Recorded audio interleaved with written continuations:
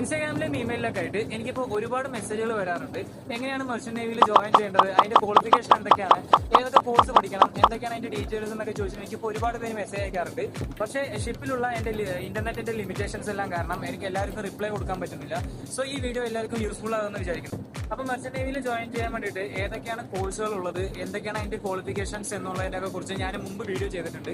അപ്പോൾ കണ്ടിട്ടില്ലാത്തവർ എല്ലാവരും എന്റെ പ്രൊഫൈൽ ഒന്ന് എടുത്തിട്ട് എല്ലാം ചെക്ക് ചെയ്യുക. മെർച്ചന്റ് നേവിയിൽ ജോയിൻ ചെയ്യണമെന്നുണ്ടെങ്കിൽ നമുക്ക് മറൈൻ കോഴ്സുകൾ ഏതെങ്കിലും ചെയ്തിട്ടുണ്ടാവണം.